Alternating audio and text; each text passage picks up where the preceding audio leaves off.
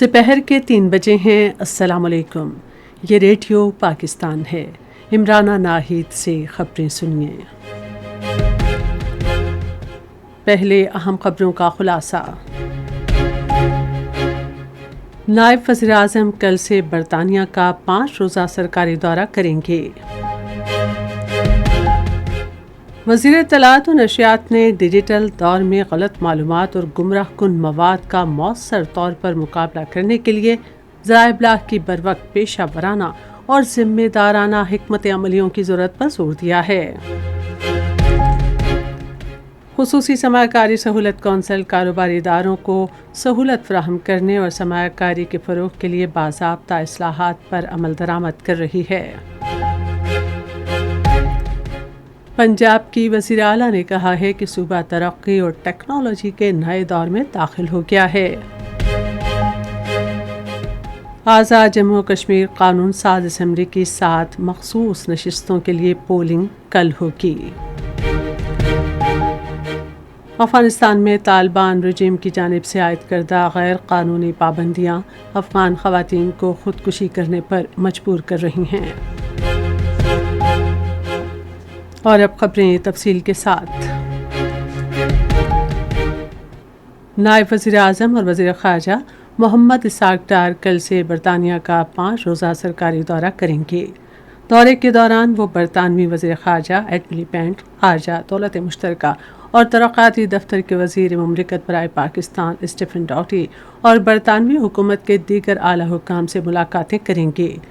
وہ international maritime organization کے secretary general سے بھی ملاقات کریں گے اور ایم ٹی آنر 25 آئل ٹینکر پر صومالی قزاقوں کے ہاتھوں یرغمال بنائے گئے پاکستانی عملے کے معاملے پر بات چیت کریں گے۔ دورے کے دوران نائب وزیر اعظم کامن ویلتھ کی سیکرٹری جنرل شرلی یارکر باچوے سے بھی ملاقات کریں گے اور برطانوی ارکان پارلیمنٹ اور برطانیہ میں مقیم پاکستانی برادری کے نمائندوں سے بھی ملاقاتیں کریں گے۔ وزیر اطلاعات و نشریات عطا اللہ تارڑ نے ڈیجیٹل دور میں غلط معلومات اور گمراہ کن مواد کا مؤثر مقابلہ کرنے کے لیے ذرائع ابلاغ کی بروقت پیشہ ورانہ اور ذمہ دارانہ حکمت عملیوں کی ضرورت پر زور دیا ہے۔ وہ آج اسلام آباد میں وزارت اطلاعات کے ڈیجیٹل کمیونیکیشن کے محکمے کا دورہ کرنے والے 54ویں کامن ٹریننگ پروگرام کے 217 زیر تربیت افسران کے وفد سے گفتگو کر رہے تھے۔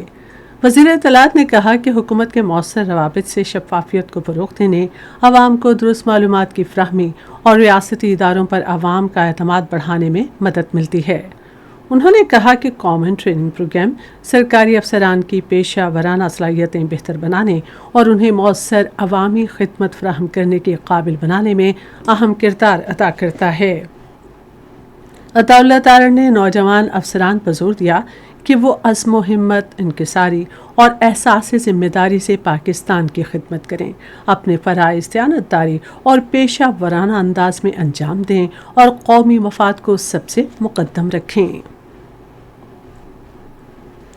وزیر اعظم شہباز شریف کی ہدایت پر خصوصی سرمایہ کاری سہولت کونسل کاروبار میں آسانی پیدا کرنے اور سرمایہ کاری کے فروغ کے لیے باضابطہ اصلاحات پر مؤثر عمل درآمد کر رہی ہے۔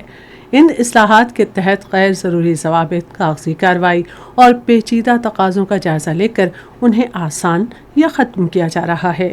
ان اقدامات سے دفتری رکاوٹیں کم ہو رہی ہیں، لائسنس کا عمل آسان بنایا جا رہا ہے اور کاروبار شروع کرنے میں حائل رکاوٹیں دور کی جا رہی ہیں۔ ان اصلاحات سے کاروباری اداروں پر انتظامی بوجھ اور اخراجات کم کرنے میں بھی مدد مل رہی ہے۔ بہتر کاروباری ماحول کی بدولت سرمایہ کاری اور معاشی سرگرمیوں کے لیے نئے مواقع پیدا ہو رہے ہیں۔ خصوصی سرمایہ کاری سہولت کونسل ملک میں سرمایہ کاری کے لیے سازگار ماحول پیدا کرنے اور معاشی سرگرمیوں کے فروغ میں اہم کردار ادا کر رہی ہے۔ پنجاب کی وزیر اعلیٰ مریم نواز نے کہا ہے کہ صوبہ ترقی اور ٹیکنالوجی کے نئے دور میں داخل ہو گیا ہے۔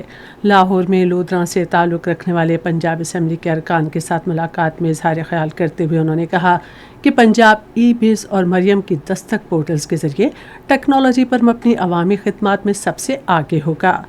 وزیر اعلیٰ نے کہا کہ لاہور کے جناح انسٹیٹیوٹ آف کارڈیالوجی اور دیگر اضلاع میں کیتھ لیبز مکمل طور پر فعال ہیں۔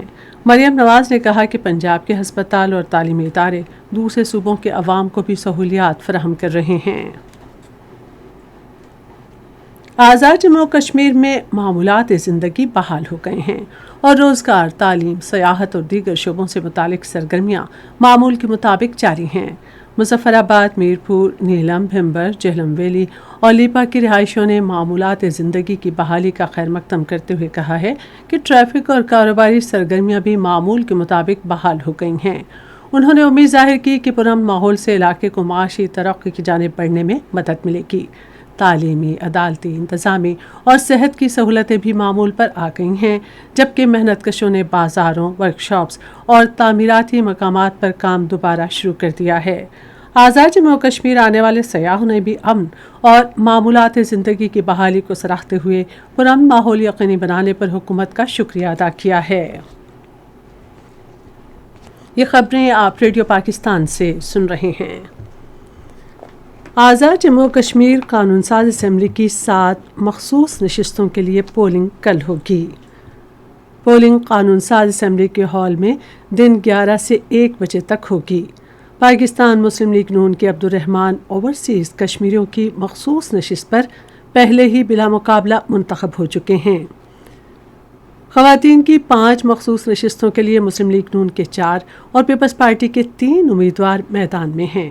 ٹیکنوکریٹ کی نشست پر مسلم لیگ نون کے بیرسٹر افتخار گیلانی اور پیپلز پارٹی کے صاحبزادہ ذوالفقار علی مد مقابل ہیں۔ اسی طرح علماء و مشائخ کی نشست پر مسلم لیگ نون کے پیر مظہر علی شاہ اور پیپلز پارٹی کے حافظ طارق محمود کے درمیان مقابلہ ہے۔ گلگت بلتستان اور آزاد کشمیر کے درمیان رابطہ بہتر بنانے کے لیے گلگت تاوبٹ روڈ منصوبے پر کام تیزی سے جاری ہے۔ نئی سڑک گلگت بلتستان کو منی مرگ، گریز اور وادی نیلم سے ملائے گی، جس سے سفری سہولتوں میں نمایاں بہتری آئے گی اور ان علاقوں کے درمیان فاصلہ کم ہو جائے گا۔ اس سڑک کے ذریعے سیاحوں کو خطے کی خوبصورت وادیوں تک آسان رسائی بھی ملے گی، جس سے سیاحت کو فروغ دینے اور معاشی سرگرمیوں کے نئے مواقع پیدا کرنے میں مدد ملے گی۔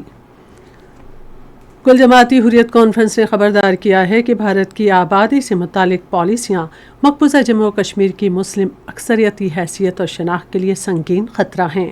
حریت کانفرنس کے ترجمان عبدالرشید منہاس ایڈوکیٹ نے سری نگر میں ایک بیان میں کہا کہ مودی حکومت نے اگست 2019 سے مقبوضہ کشمیر کی آبادی کا تناسب تبدیل کرنے کی کوششیں تیز کر دی ہیں۔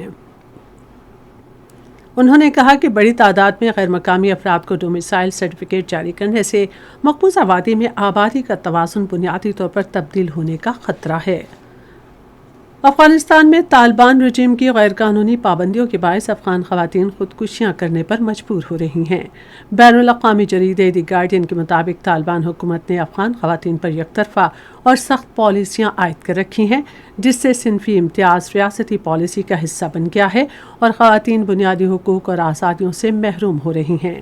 دی گارڈین نے مزید کہا کہ افغانستان میں خودکشی کے 80% واقعات اور کوششیں خواتین کی سامنے آتی ہیں۔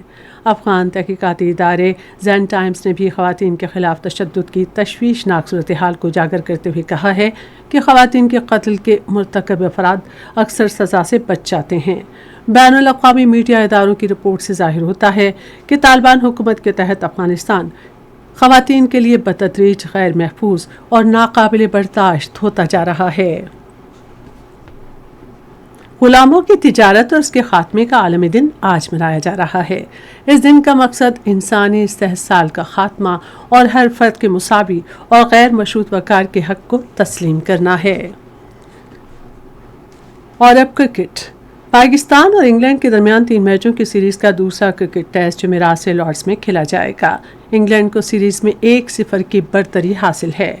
ریڈیو پاکستان آج دوپہر 3:30 بجے اپنے قومی نشریاتی رابطے پر ربیع الاول کی مناسبت سے سیمیناروں کے سلسلے میں خطبات رسول صلی اللہ علیہ وآلہ وسلم کے عنوان سے 9واں سیمینار نشر کرے گا۔ اور اب موسم۔ محکمہ موسمیات کی پیشگوئی کے مطابق آئندہ 12 گھنٹے کے دوران وسطی پنجاب، شمال مشرقی بلوچستان، بالائی جنوبی خیبر پختونخوا، کشمیر اور گلگت بلتستان میں کہیں کہیں تیز ہوائیں چلنے اور گرج چمک کے ساتھ بارش کا امکان ہے، تاہم ملک کے دیگر حصوں میں موسم گرم اور مرطوب رہے گا۔ آج ریکارڈ کیا گیا بعض بڑے شہروں کا درجہ حرارت۔ اسلام آباد اور Muzaffarabad 31 degree centigrade, Lahore 36، Karachi اور گلگت 29، پشاور 33، کوئٹہ 34، مری 24، جبکہ سری نگر 26، جموں 31 اور لیہ 16 ڈگری سینٹی گریڈ۔ آخر میں اہم خبروں کا خلاصہ ایک بار پھر سن لیجیے۔ نائب وزیر اعظم کل سے برطانیہ کا 5 روزہ سرکاری دورہ کریں گے۔ خصوصی سرمایہ کاری سہولت کونسل کاروباری اداروں کو سہولت فراہم کرنے اور سرمایہ کاری کے فروغ کے لیے باضابطہ اصلاحات پر عمل درآمد کر رہی ہے۔ اس کے ساتھ ہی خبریں ختم ہوئیں۔ مزید خبروں اور تجزیوں کے لیے ہماری ویب سائٹ ہے radio.gov.pk اور facebook.com/radio pakistan۔ نیوز آفیشیل پر بلیٹنز کی براہ راست ویڈیو اسٹریمنگ بھی ملاحظہ کیجیے۔